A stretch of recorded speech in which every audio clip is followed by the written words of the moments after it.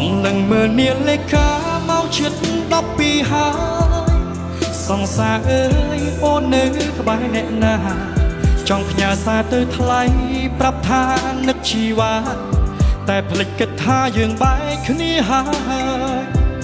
វិនាទីចុងក្រោយនៃម៉ោង12កន្លងហួសទៅចូលដល់ឆ្នាំថ្មីឯបងបាត់ស្រីមិនឃើញចរណៃវិលមកដូចដើមវិញទេស្រក់ទឹកភ្នែកក្នុងថ្ងៃឆ្លងឆ្នាំនៅនឹកចងចាំរឿងរ៉ាវនៃស្នេហ៍ទីបំផុតខ្ញុំសល់ត្រឹមតែទឹកភ្នែកស្រក់ហូរ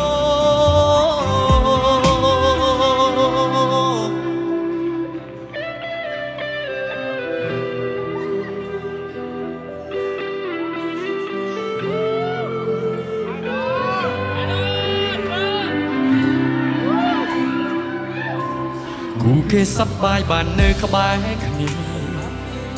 កាន់ដៃគ្នាមើលទៅផ្ទៃមេរងចាំមើលពន្លឺកំជ្រួចភ្លេកភ្លេក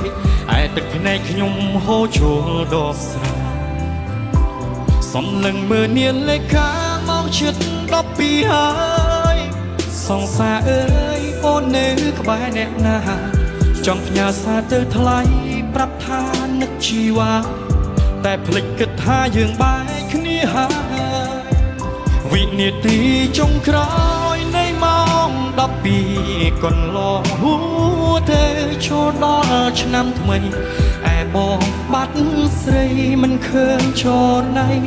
វិលមកដូចដើមវិញទេ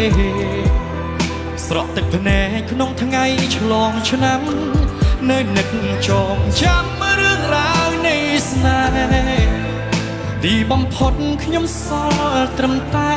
ទឹកភ្នែកស្រក់ហូរចុងក្រោយនៃម៉ោង12កន្លងហួសទៅចូលដល់ឆ្នាំថ្មីឯបងបាត់ស្រីមិនឃើញចរណៃវិលមកដូចដើមវិញទេស្រក់ទឹកភ្នែកក្នុងថ្ងៃឆ្លងឆ្នាំនៅនឹកចងចាំរឿងរ៉ាវនៃស្នេហ៍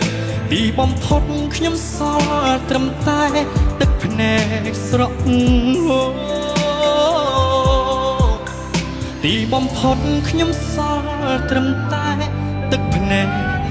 ស្រក់ហូរ